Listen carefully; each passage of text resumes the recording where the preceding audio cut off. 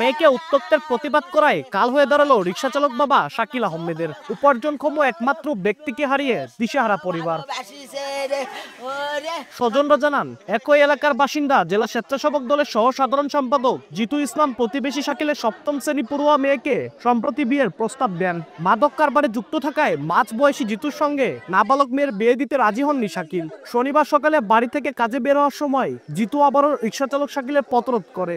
এ নিয়ে কথা কাটাকাটির এক পর্যায়ে শাকিলকে মারধর করে জিতু। দ্বিতীয় দফায় দুপুরে বাসায় গিয়ে শাকিলকে তুলে করতোয়া নদীর তীরে নিয়ে আবারও বেধড়ক পেটানো হয়। মুমূর্ষ অবস্থায় থেকে হাসপাতালে ভর্তি করে জিতু ও তার লোকজন। সন্ধ্যায় সেখানে মারা যান শাকিল। ওরা আমাদেরকে বলে যায় যে ওকে মারবে না, কিছু বলবে না, ওকে জিজ্ঞাসা করে ছেড়ে দেবে। দল বল অনেক কিছু নোক নিয়ে আসি এক তুলি নিয়ে গেছে, নিয়ে যা মারতে মারতে মারে ফেল দিছে। চাঁদাবাজ নেশাখোর যাকে বলে, ওনাকে ভয়েতে কেউ কোনো কিছু বলতো না, বললে বলতো আমি পুলিশকে ভয় পাই না, আমি 14 বছর জেল খাটাচ্ছি। ওর যত চ্যাংরা প্যাংরা ছিল সবাই মিলে ওকে গণধুলাই দিয়েছে। মার খাইয়ে আমার ভাই পিছন দিয়ে নদী পার হয়ে আমার বাসা আমাদের ওখানে আসে বলতিছে বোন আমাকে বাসা। আমার বেটা কি তার সাথে বিয়ে দিবি?